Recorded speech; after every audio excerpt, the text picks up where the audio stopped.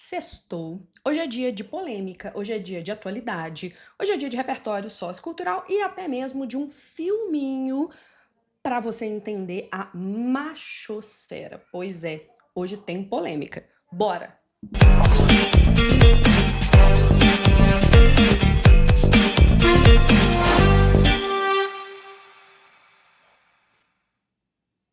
Oi, meus queridos, boa noite. Eu tô gravando este Giro da Jana depois das 18 horas, ou seja, não existe Giro da Jana mais atualizado e mais fresquinho do que esse, porque o vídeo sai às 7 horas e 7 minutos e eu tô gravando às 18 horas e 1 minuto do dia 10 de abril de 2026. E eu esqueci e rodei a vinheta errado, mas a vida é feita também de fracassos, não é mesmo? Então vamos para as notícias mais importantes dessa semana que podem movimentar os seus vestibulares, os seus concursos, as suas rodas de conversa, os seus grupos de WhatsApp.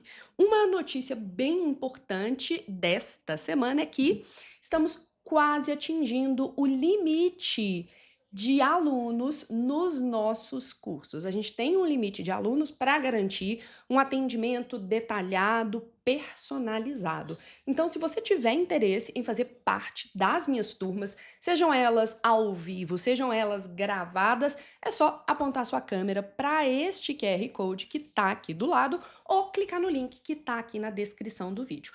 Agora, a gente pode ir falar, talvez, da melhor notícia que eu vi nesta semana.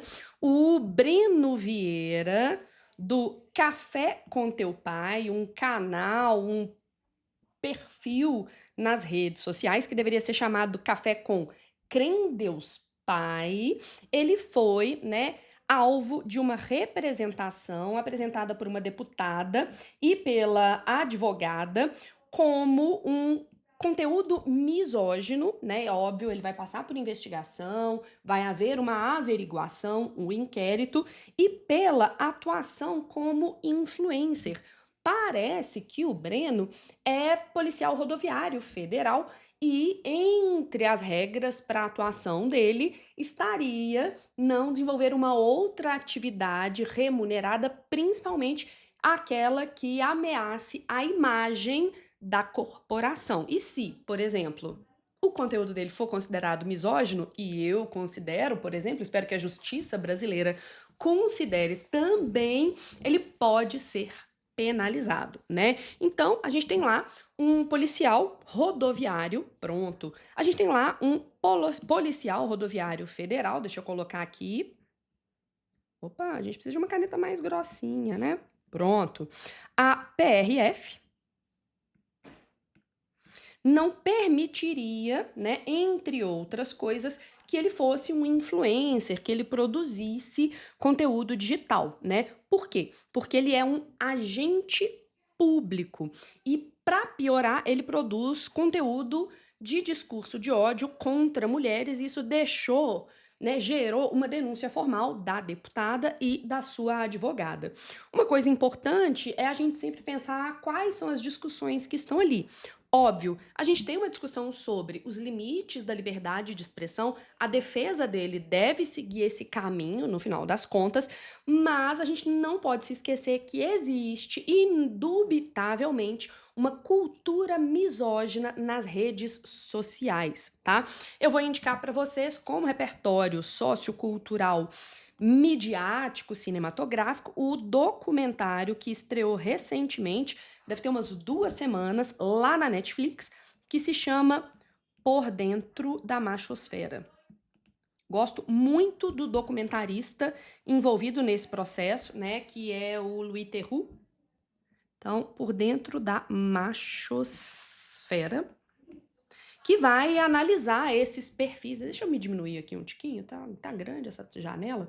Esses perfis de red pill, de incel, esses perfis misóginos, né? Então, além de uma discussão sobre limites da liberdade de expressão, sobre cultura de misoginia nas redes, obviamente, a gente tem uma discussão sobre a responsabilidade das figuras públicas na construção de um comportamento social. Aí você pode me perguntar assim, Jana, mas como é que isso poderia eventualmente ser tema do Enem?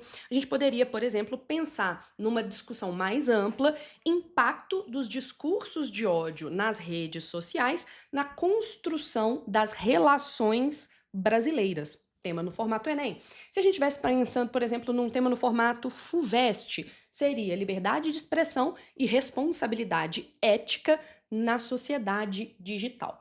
Além do por dentro da machosfera, eu te indicaria também, né, o uso do conceito de violência simbólica, porque o discurso Red Pill, deixa eu só pôr aqui, violência simbólica, porque esse discurso Red Pill, incel, misógino, patriarcal, machista, tudo de ruim, o chorume da internet, é uma violência simbólica, de acordo, obviamente, com a obra do Pierre Bourdieu, entre outras coisas, porque as palavras utilizadas por esses grupos, pelo que o Louis Theroux chamou de machosfera, cria, né, comportamentos, moldam realidades e visões de mundo. Então, as pessoas precisam sim ser responsabilizadas pelas suas palavras na internet. A internet não é e não deveria ser terra de ninguém, tá? A gente pode também falar de uma outra boa notícia. Hoje eu tentei ser um pouquinho mais positiva, que é a Câmara dos Deputados deu sinal verde, né? Aprovou em primeira votação o aumento do piso dos garis, dos responsáveis pela limpeza urbana no Brasil. Então, elevaria o piso para R$ 3.000 e eles receberiam 40% de insalubridade nesse piso, entre outras coisas, porque a atividade dos trabalhadores da limpeza urbana, né, popularmente conhecidos como garis, envolve risco, por exemplo, de perfuração com objetos perfurocortantes encontrados no lixo, contaminação, por exemplo, por lixo hospitalar, entre outros elementos, o risco da contaminação por algumas doenças, o contato com vetores de algumas dessas doenças. Então, ó, vou ser muito sincera, é muito importante que esses profissionais historicamente invisibilizados e diminuídos passem a ter reconhecimento financeiro maior, porque a gente não pode negar, na nossa sociedade, dinheiro é status. Status não, né, gente? Status, que coisa doida. E aí, a gente precisa pensar, por exemplo, na desigualdade de valorização entre profissões. Estabelecer um piso de R$ 3.000 é importante para um grupo que é historicamente estigmatizado, né? Não sei se vocês já viram, por exemplo, o documentário Lixo Extraordinário, que não fala de garis, mas sim de catadores de materiais recicláveis. E aí, um dos catadores que aparece nesse documentário vai falar justamente como as pessoas julgam que, como eles trabalham com o lixo, eles seriam equivalentes socialmente ao lixo.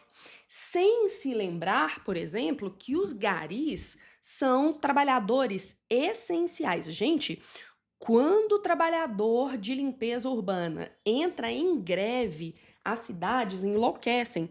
Tem uma clássica já greve dos coletores de lixo na cidade de Nova York, ali nos anos 70 para 80, e a cidade virou um caos, tá? Então, a coleta de lixo é considerado trabalho essencial.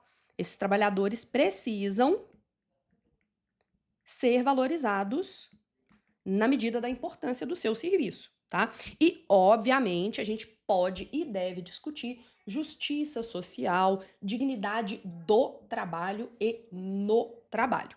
Bom, a gente pensando num tema no formato Enem, eu não acho que seria especificamente um tema de Enem, pelo menos não nessa formulação. Mas eu imagino, por exemplo, que essa poderia ser uma discussão em um tema sobre a gestão do lixo no Brasil contemporâneo. E um dos desafios à correta gestão do lixo é a valorização e a garantia da dignidade dos trabalhadores da área da limpeza urbana.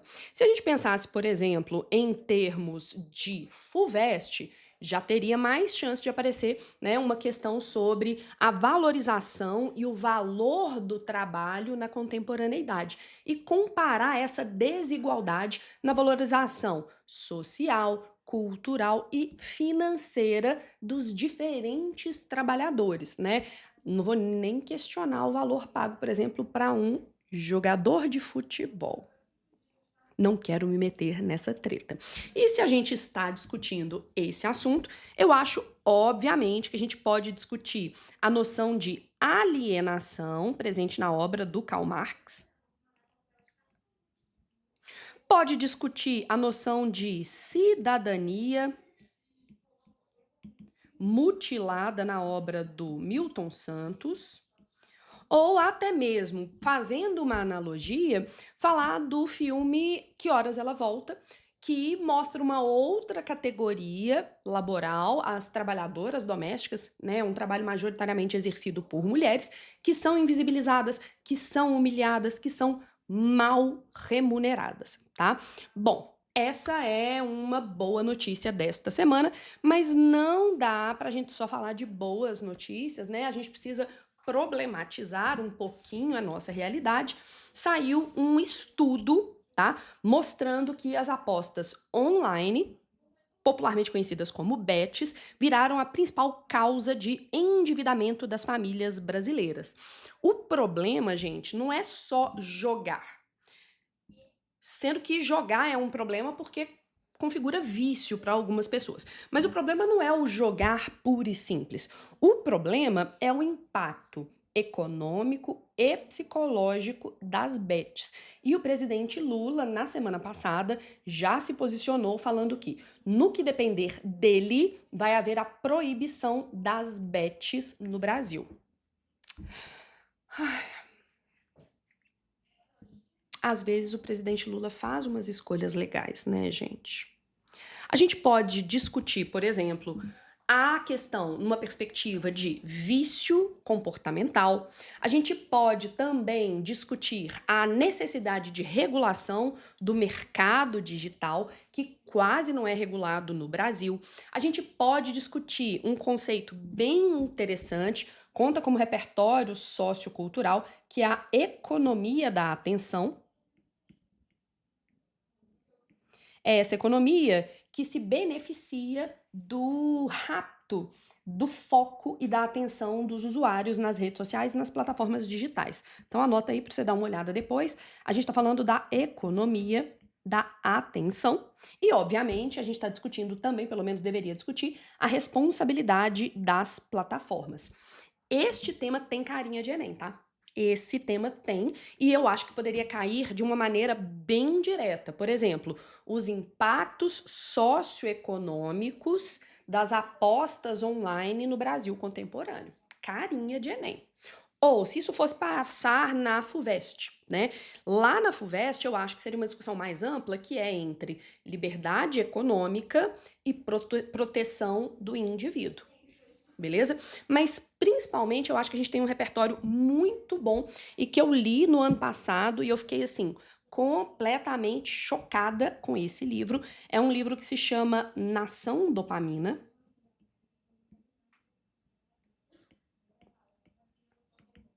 Da Anna Lembke. Onde que eu vou escrever Anna Lembke?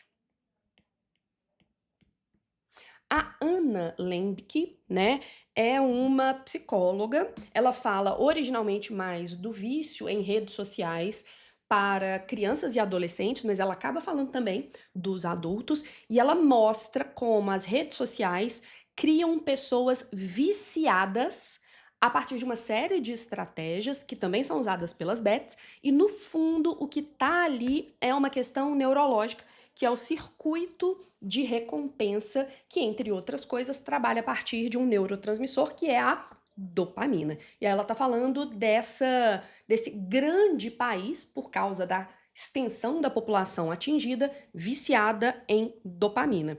Eu acho muito próximo também o que acontece lá no caso das bets, com aquela série que explodiu da Netflix, que é Round Six. Porque no final das contas, em ambos, a gente está falando sobre a lógica do risco, o desespero econômico e, de certa maneira, como pode ser lucrativo para quem já é privilegiado que as pessoas, né, se submetam àquele tipo de risco. Beleza. Vamos falar do próximo tema desta semana. Recentemente, nesta semana, saiu uma notícia mostrando que a Cláudia Sheinbaum, que é presidente do México, neste momento, está em busca de copiar, no bom sentido, o modelo sanitário do SUS para criar um sistema universal de saúde pública no México. Palmas para ela, eu não esperaria menos de uma presidenta. Pois é, quando eu vejo uma notícia dessa, eu penso que o SUS, que é muitas vezes criticado injustamente no Brasil, é referência internacional. Posso falar para vocês que nós já fomos alvo de estudo da Organização Mundial da Saúde e do governo britânico para eles entenderem como a gente consegue vacinar uma população do tamanho da nossa população e atingir, né, rincões, áreas remotas, como um país da extensão do Brasil tem com campanha de vacinação. Nós somos também, além de vacinação universal, referência no mundo em relação ao combate ao tabagismo e à prevenção e acompanhamento do HIV/AIDS. Então, o SUS, gente, brilha loucamente. Então, a gente precisa retomar a discussão sobre a valorização do que é público. O SUS pode melhorar? Pode. Mas não significa que eu vou acabar com o SUS e privatizar a saúde no Brasil. Tem uma expressão que eu gosto muito: a gente não deve jogar a água do banho com o menino dentro.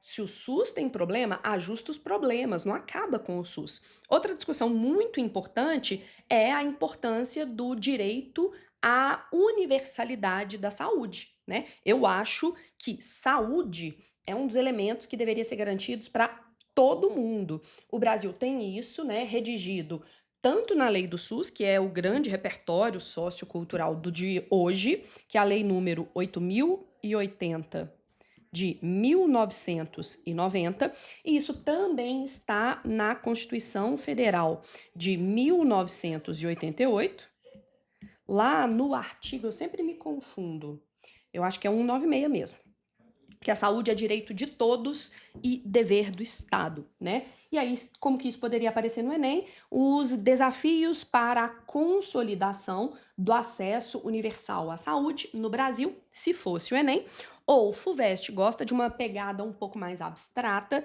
o papel do Estado na garantia dos direitos fundamentais ou da dignidade humana. Repertórios: Constituição de 1988, artigo 196, a própria lei do SUS, que é a número 8.080 de 1990, ou para você entender como é tenebroso um país que não tem acesso a um sistema universal de atendimento à saúde, assista ao documentário Sicko, do Michael Moore, tá?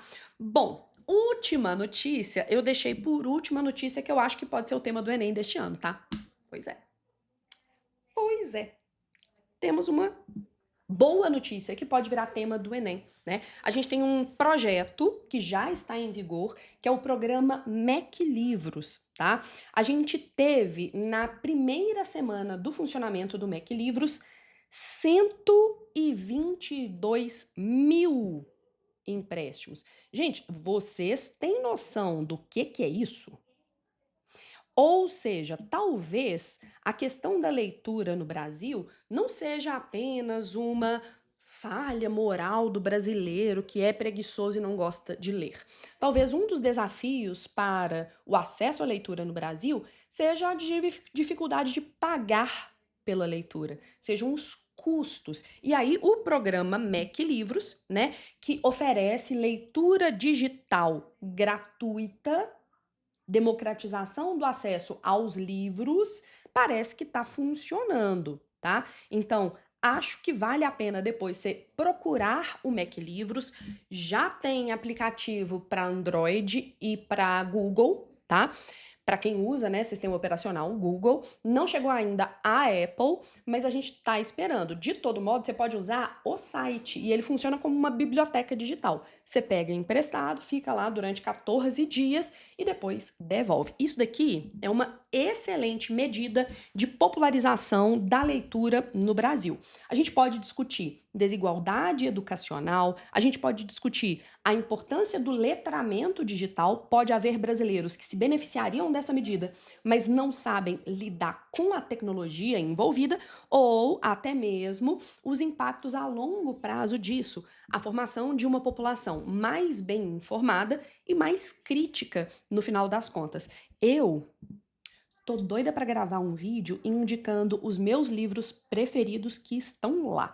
Eu vou indicar um deles já, que se chama A Vegetariana. Vale a pena ler esse livro.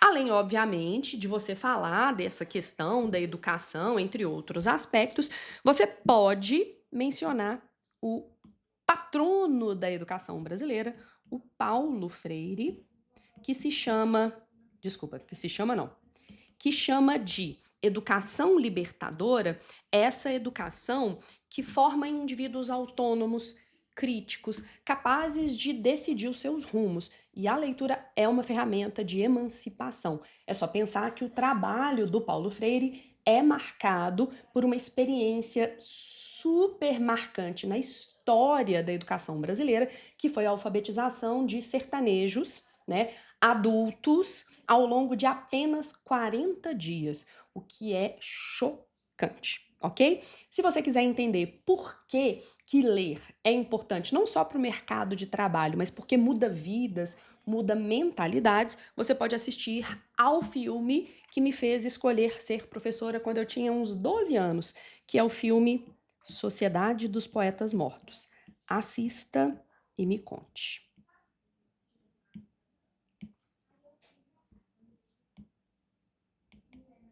Ok? Meus queridos, espero que vocês tenham gostado deste giro da Jana e eu gostaria que você deixasse aqui embaixo um comentário. Qual notícia, ou livro, ou aspecto de redação, atualidades ou linguagens que você gostaria de ver aqui no meu canal. A gente está formulando uma nova pauta com novos quadros e eu conto com a sua participação.